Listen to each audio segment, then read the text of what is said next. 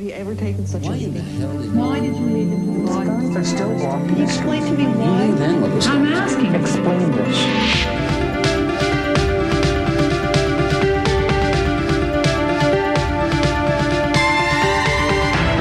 The Fifth Estate. Tonight, it was the most shocking atrocity story about Iraq's invasion of Kuwait. They took the babies out of the incubators. Took the incubators and left the children to die on the cold floor. But was it true? 2 weeks after the liberation, it became apparent that the story was a complete hoax. Lyndon McIntyre exposes the big lie of the Gulf crisis and the massive public relations campaign that whipped up war fever in the United States. Good evening, I'm Lyndon McIntyre. A year ago tonight, the United States was just a week away from launching a massive military assault on Iraq. It was to be the culmination of a 5-month-long political effort to liberate Kuwait from the iron grip of Saddam Hussein's invasion and occupation. Americans supported the move to war, outraged in no small part by reports of atrocities by Iraqi troops in Kuwait. The Fifth Estate has investigated the most notorious atrocity story, that Saddam's soldiers ripped babies from incubators and left them to die. The identity of a key witness to that story provides a disturbing insight into a multi-million-dollar propaganda campaign to sell a war. The morning of January 17th came early to Baghdad. The liberation of Kuwait has begun. Getting ready to go wherever they tell us to go. There were troops and hardware from 32 countries, but Americans led the way, finally ending a debate about whether or not economic sanctions would be enough to drive Saddam back to Iraq. Everybody supports the armed forces there, and 80–90% probably support what President Bush has done. The previous August, Saddam's army virtually destroyed the economy of his rich but tiny neighbor. His soldiers looted and burned as they rolled through Kuwait almost unopposed. But Americans were unmoved and unwilling to take on another faraway war against battle-hardened fanatics. Very few Americans knew what Kuwait was when the invasion took place, and the odds are they didn't care much that Iraq had invaded Kuwait. They probably couldn't even find it on a map, for the most part. Americans are famously ignorant of geography. So this war very much had to be sold to the American people in order to convince them to intervene militarily. The selling job started early enough and honestly, as terrified Kuwaitis fled into neighboring Saudi Arabia. There were scores of personal accounts of suffering, but one story in particular confirmed the callous brutality of the invaders. They stole the incubators and threw the babies out of the incubators. 22 newborn babies were in incubators at Adan Hospital, and the troops, the Iraqi troops, turned off the oxygen of those incubators. The story was reported and repeated, and even without confirming evidence, became part of the case for a war in response to Saddam's aggression. Then in Washington, before the Congressional Human Rights Caucus, co-chairman John Porter of Illinois and Thomas Lantis of California presented the first eyewitness to the incubator report. She was a 15-year-old schoolgirl, and her story shocked an audience that extended far beyond the hearing room. While I was there, I saw the Iraqi soldiers come into the hospital with guns. They took the babies out of the incubators. Took the incubators and left the children to die on the cold floor. Her story put a pitiful human face on testimony from the Kuwaiti ambassador who spoke to the Human Rights Caucus earlier that day, Nasir al-Sabah. The Human Rights Caucus, led by Congressman Lantis and Congressman Porter, were very instrumental on this. They were deeply touched by what they heard. They were deeply touched when everyone, I think, in the country was deeply touched to what they saw and heard from those hearings. U.S. Congress held a highly emotional hearing today on atrocities in Kuwait. Newscasts crackled with the story. Infants taken from their mothers, and a 15-year-old girl afraid to use her real name in case of reprisals against her family in Kuwait. While I was there, I saw the Iraqi soldiers. The first time, I think, when the American people were focused on what was happening to the Kuwaiti citizens at the hands of the Iraqi soldiers. Human Rights Caucus co-chairman John Porter, who is a Republican, had some quick feedback from one important member of the audience. I got feedback from the president. I happened to be over at the White House the afternoon, later in the evening, after the afternoon of the hearings, and the president said that he had seen it on CNN, and that he was shocked at some of the things that he had heard. They had people on the president repeated the incubator story 6 times in his verbal war against Saddam. And they had kids in incubators, and they were thrown out of the incubators so that Kuwait could be systematically dismantled.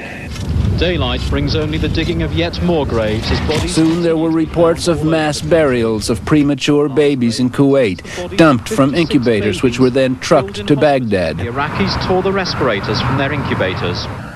We had to bury many of people. And the story didn't just have an impact in the U.S. The United Nations convened a rare public forum.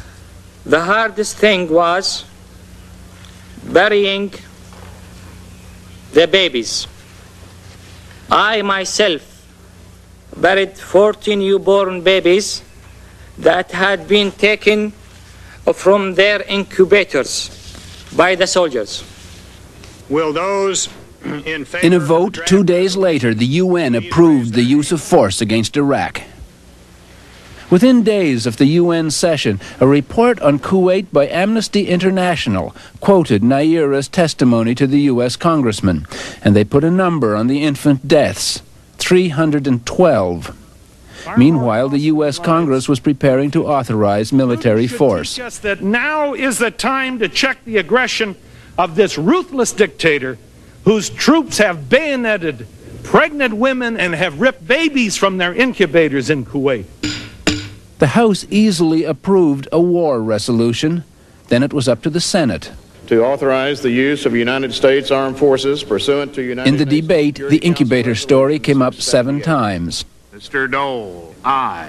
Mr. Domenici, aye. In the end, the war resolution only passed by 5 votes. The U.S. decision to wage war against Iraq was supported by an overwhelming civilian consensus. The heart of that consensus was the belief that Saddam Hussein was evil incarnate, and there was no shortage of evidence for that belief. The savagery of his attack on Kuwait was consistent with his behavior at home. There should have been no need for invented atrocity stories, but as evidence from independent investigators now shows, that's exactly what the U.S. people and the whole world got. Dr. David Chu is a biomedical engineer at British Columbia Institute of Technology. He was assigned by the World Health Organization to go to Kuwait last May to assess the damage to medical equipment. He visited all facilities from operating rooms to maternity wards, expecting a lot more damage than he found. I felt I was lied to. I was quite surprised to see a large number of infant incubators there. So I asked the person who was guiding us what happened, whether the story we were told was true or not. It said the taking of incubators away had not occurred. Dr. Ian Pollock took pictures too, investigating the incubator story for London-based Physicians for Human Rights. The suggestion 312 babies died when incubators were stolen was wrong. I don't think there were anything like that number of babies who would have been in incubators and dependent on them. The number is far too great.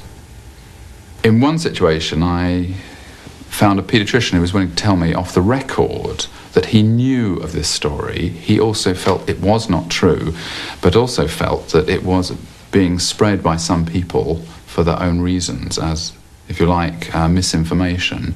A lot of people have said that this was part of a disinformation program. Though Amnesty International first reported the 312 figure, they soon retreated from the early details and now deny the entire incubator story. Spokesman Sean Stiles in London. We spoke to well over a dozen doctors of different nationalities who had been in Kuwait at the time, and they couldn't stand the story up, and it became quite clear to us that credible medical opinion was that this didn't happen. Officials of Middle East Watch, which also monitors human rights, were suspicious from the start. Executive Director Andrew Whitley of New York was part of a two-man investigation in Kuwait, and he doesn't mince words describing the incubator story. Soon after we arrived in Kuwait, 2 weeks after the liberation, it became apparent that the story was a complete hoax.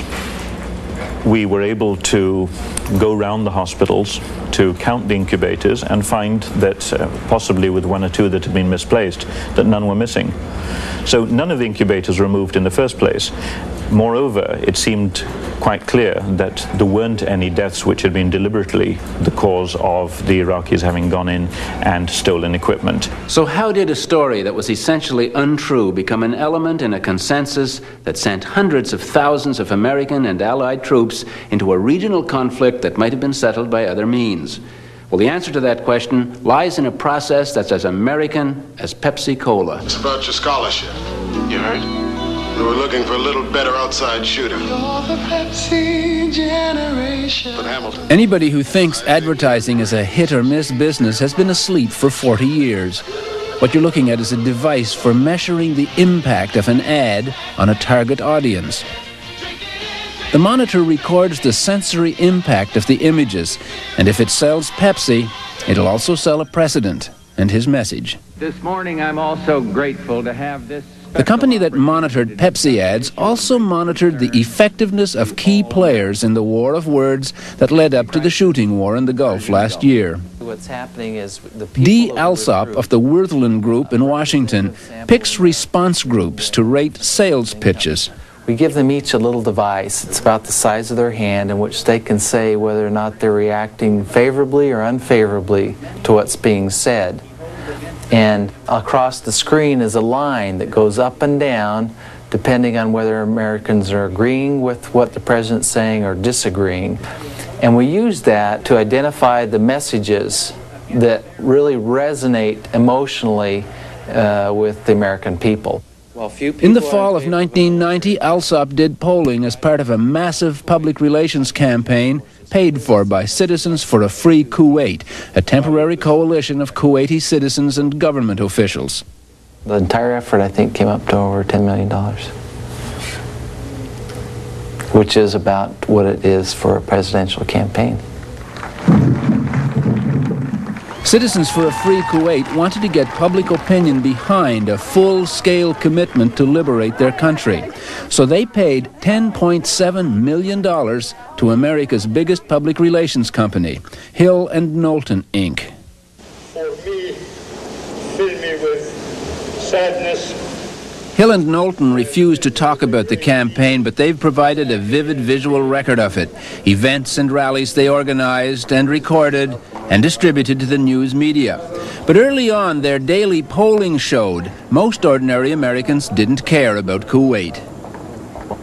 And so the efforts were, what is it that we can do to emotionally motivate people to support actions through the UN or otherwise to drive them out?